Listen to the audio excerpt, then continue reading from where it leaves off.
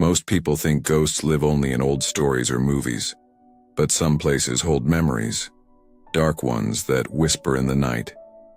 And sometimes, those memories become real.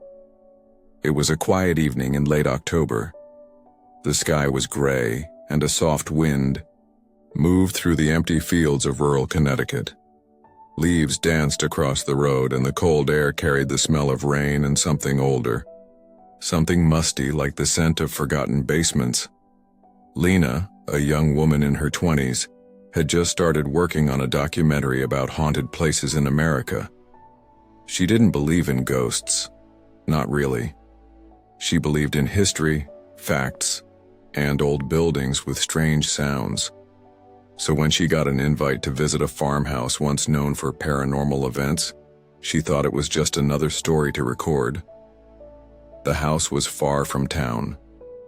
It sat alone near the woods, its paint cracked, its windows dark. Locals called it the Conjuring house. Some claimed it was cursed. Others simply stayed away. Lena smiled when she arrived, holding her camera and a notebook. "Let's see what all the fuss is about," she said to herself, but she didn't know what waited inside. This would not be just another interview. This house had something real, something hidden, something watching, and it had been waiting for someone like her. Lena Carter had always loved stories. As a child, she spent hours reading books about history, old towns, and forgotten places. When she grew up, she became a freelance documentary filmmaker. She traveled across the country, searching for real places with strange stories. Haunted houses and ghost tales were, to her, fascinating subjects rather than sources of fear.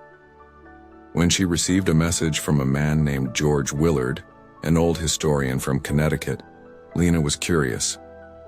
George claimed to have documents and recordings from a farmhouse that had inspired one of the most famous horror films of all time, The Conjuring. He said the movie only told part of the truth. The real story was far worse, and it had been hidden. For decades, Lena wasn't impressed by ghost movie rumors, but something about George's voice on the phone made her pause. He sounded serious and a little afraid. "I don't usually talk about this house anymore," he had said, "but someone needs to hear the truth. And if you're brave enough, come see for yourself." 2 days later, Lena arrived in a quiet town called Burrillville. The streets were lined with tall trees and small shops. The people were friendly, but when she mentioned the farmhouse, their smiles faded. "That place?" the man at the gas station asked. "Why would you go there?" "It's just for a story," Lena replied. He shook his head. "Stories are fine, but don't stay after dark." Brushing off his concern, Lena drove toward the farmhouse. The road grew narrower as trees leaned in, their branches tangled like fingers reaching out. The sky grew heavy with clouds, and a cold fog clung to the ground. When she reached the house, she parked and stepped out. The farmhouse looked old and tired. Its white paint had peeled away, revealing dark wood underneath. The windows were still and cloudy. One of the shutters hung loose, swinging gently in the wind. Lena turned on her small camera and began recording. October 17th, arrived at the old Perrin farmhouse. This is where it all began. She walked up to the porch. The wood creaked under her feet. After a few moments, a knock on the door was answered by George Willard. In his 60s, wearing a thick sweater and glasses, his face was pale and his eyes tired. "You came," he said quietly. "Of course," Lena smiled. "This place, it's known even outside ghost lore." George's voice turned grim. "It's not a place for stories, not really. But come in." Inside, the house smelled of old wood and dust. Lena detected another odor, something faintly sour, like damp paper. The faded wallpaper and untouched furniture gave the impression they belonged to another era. "I've lived here on and off for years," George admitted, leading Lena to a small study. "I've gathered what I could." What I'm about to show you is not in the movies. It's what the Perron family never spoke about publicly. He handed her a folder filled with old photos, handwritten letters, and police reports. One letter, written by Carolyn Perron, caught her eye. There are things here that don't want to leave. They speak in whispers at night. They move things when we aren't looking. I hear crying in the walls, and sometimes I see a woman in black watching us from the corners. I don't know if we are safe. I don't think we ever were. Lena looked up slowly. Is this real? She asked. George nodded. Every word. He then revealed an old tape recorder. There's more. I've recorded strange sounds, voices, things I cannot explain from late at night. Lena reached for the recorder, but George quickly grabbed her hand. Don't play it here. Not yet. The house, it remembers, and if you stir it too quickly, it notices. After a few moments, he handed her the keys to the guest room upstairs. You can stay the night if you want, just keep your recorder off after midnight. And if you hear knocking, don't answer it. Lena laughed softly. You're trying to scare me. I'm trying to warn you, George replied, his tone serious. This house doesn't need to try. That night, Lena settled into her guest room. The simple room had an old quilt-covered bed and a small lamp on the nightstand. As she reviewed her notes and recorded her thoughts on her phone, she couldn't shake the echo of the letter's words. They speak in whispers. The house remained unnervingly still. Outside, a gentle wind rustled through the trees, yet inside the silence felt too deep, as if the house was holding its breath. The first night passed without any clear signs of danger. Lena noticed soft creaks in the hallway after midnight, but she attributed them to an old house's natural sounds. Still, sleep eluded her. The next morning, over coffee in the kitchen, George asked, You heard anything? Just the house settling, Lena replied, attempting a smile. George nodded slowly. It starts that way. Later, Lena explored the property with her camera. Behind the house lay woods with twisted, bare trees. There she discovered an old stone well, covered partly in moss and leaves. Leaning over to peer inside, a sudden gust of cold air rushed upward. Though the well was dry, Lena was sure she heard a faint whisper from its depths. Looking around for an explanation but finding none, she simply took some photographs and returned inside. In the study, George showed her a dusty box filled with cassette tapes, each marked with dates, ranging from the 1970s to more recent times. I recorded these late at night. They capture strange sounds, whispers, and knocking, he explained. Lena selected one tape labeled November 3, 1981, and played it on the old recorder. At first, there was only silence. Then came static, followed by a series of soft, deliberate knocks, 3 in a rhythmic pattern. Lena listened intently. That was recorded in this room, George said quietly. He continued, The knocking always comes in sets of 3. It's believed to be a sign, a mocking of the Holy Trinity. Some say demonic voices do it. After pausing the tape, Lena resolved, Let's record something tonight. I want to hear it for myself. George didn't respond. Instead, he walked away, leaving Lena with a mix of anticipation and dread. That night, Lena set up her camera, an audio recorder in her room, determined to capture any unusual activity. At midnight, lying in bed with the recorder's red light glowing, the room was maddeningly still. Then, a soft tapping sound emerged from somewhere in the hallway. Lena sat up, her heart quickening. The tapping sounded in a pattern, 3 taps, a short pause, and then again. Her curiosity overcame her fear as she quietly rose and moved to the door, pressing her ear against it. There was silence, until suddenly, right beside the door, came the clear, deliberate sound, Knock, knock, knock. Startled, she retreated. Cold breeze swept through the room despite the closed windows. With trembling hands and mind racing, she reluctantly returned to bed, though sleep remained elusive. In the morning, George looked at her knowingly. "You heard it, didn't you?" Lena could only nod slowly. "I told you not to answer the door," George whispered. "I didn't," she replied weakly. "That's good," he said quietly. That day, as Lena reviewed her recording, she noticed more than the orderly knocking. After the second set of knocks came a faint, otherworldly voice. Adjusting the volume, she heard the unmistakable words, "Let me in." The voice was not like George's. It sounded not of this world, and its eerie plea filled Lena with a shudder of foreboding. Over the coming days, strange events began to disrupt Lena's routine. Doors would open on their own. In the mornings, her notebook was inexplicably found in new places. Once her toothbrush lay snapped in two on the floor. Yet, every night, the relentless rhythmic knocking returned, 3 slow taps, then silence. George, now visibly frightened, confined himself in the study after dark. "This house feeds on curiosity," he confided one evening. "It grows bolder when you start asking questions. That's when it reveals more." Though fear gripped her, Lena's curiosity only deepened. She reached out to the local community. An elderly woman at the town library recalled, "My brother worked on that house in the 80s.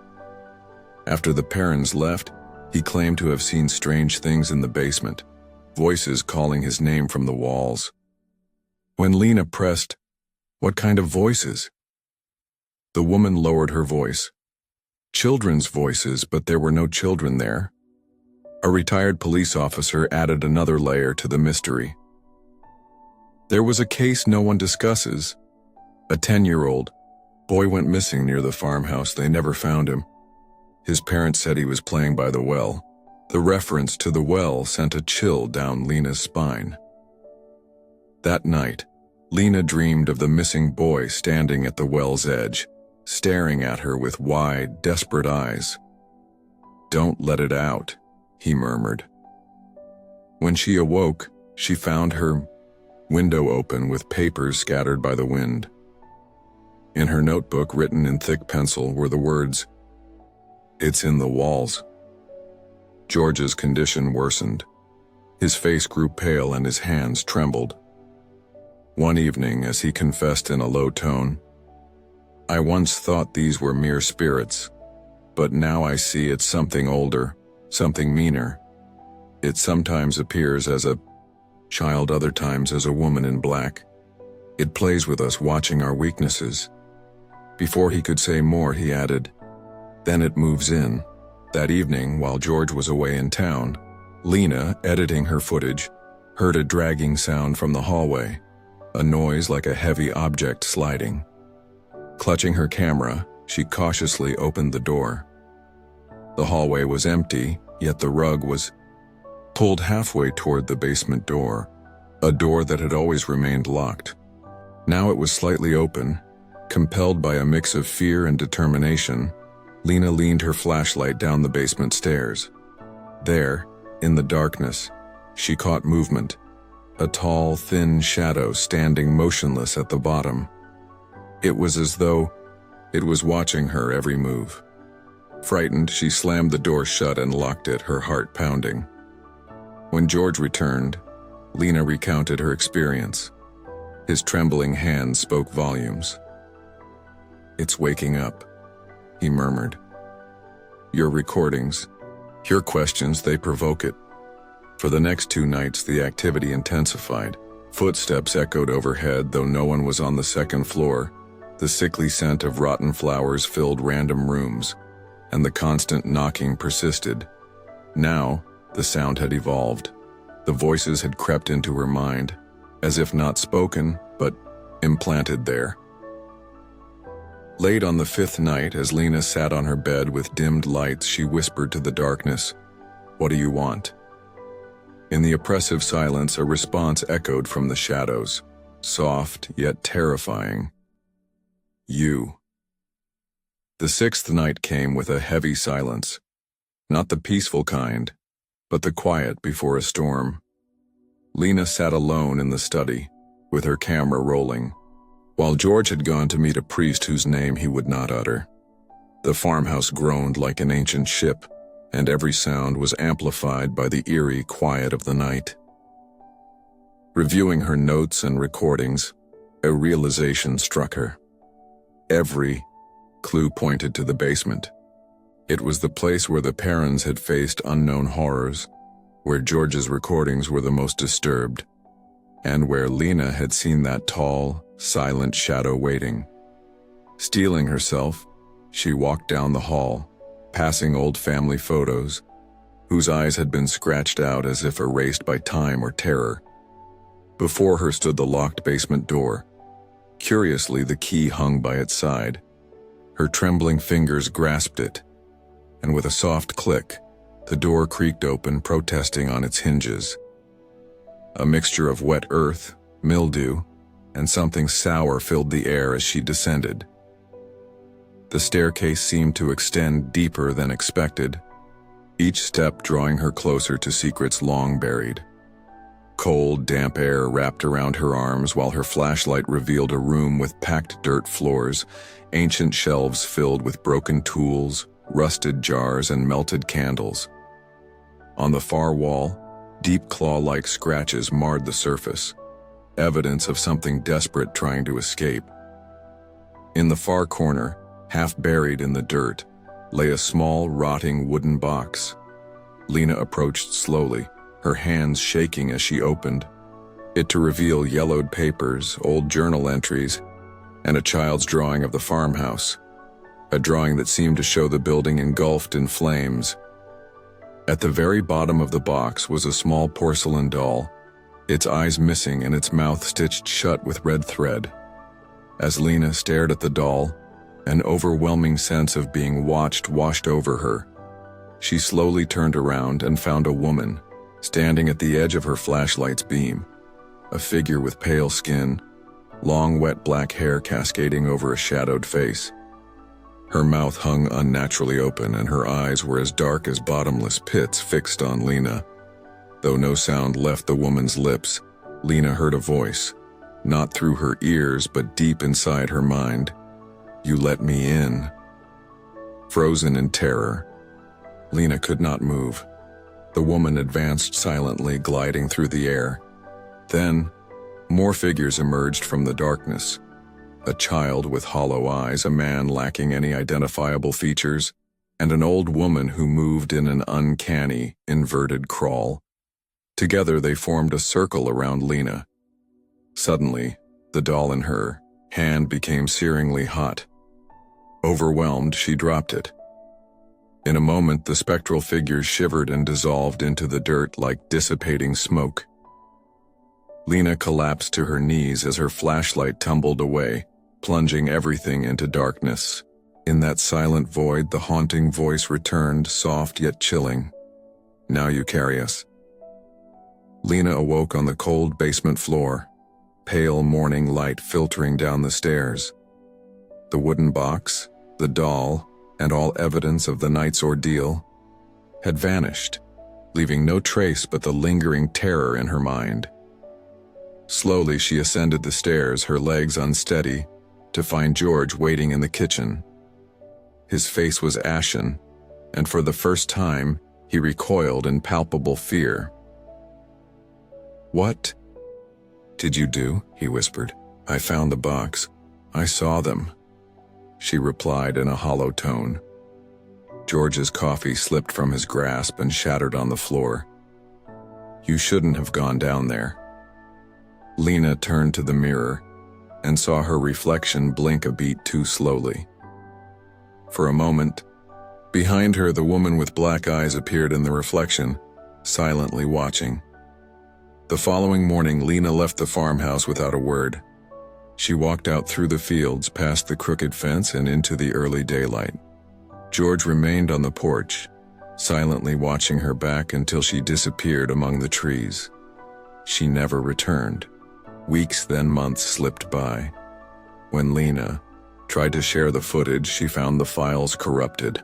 Blurry images, static-laden sounds, and fleeting symbols that vanished as quickly as they appeared. Determined, she relocated to a quiet town and resumed photography. Yet every picture told a disturbing tale. Shapes lurking in the corners, reflections that held dark eyes staring back.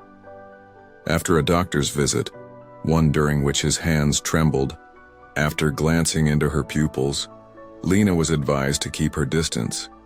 Still, at night, whispers plagued her, soft and elusive like distant laughter or footsteps behind an unseen door. Even with lights on, the room always felt empty. But Lena did not panic.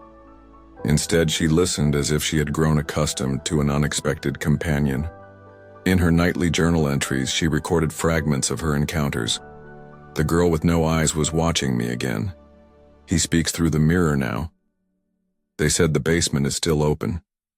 Weeks before she vanished, the final journal entry read, "They follow quietly, but they're not here to hurt me. They just want to be remembered." Soon enough, Lena disappeared without explanation. Her apartment was found empty, and her journal left behind as the only testament to her experiences. Neighbors recalled seeing her on the roof the night before, seemingly in conversation with an unseen presence. Yet she appeared peaceful. George remained in the farmhouse for one more season, never recording another word. At times, the wind carried, whispered voices across the fields, and when he passed the basement door, sometimes a faint, inexplicable whisper of his name could be heard in the dark, and on certain nights under the careful glow of the moonlight. If one were to glance into a mirror, it might reveal Lena's faint smile, with eyes as dark as ink, gazing back. Some say the real haunting isn't in the house or its ghosts, but in the silence that follows, when you realize the spirits don't want to scare you, they just wish to remain with you forever.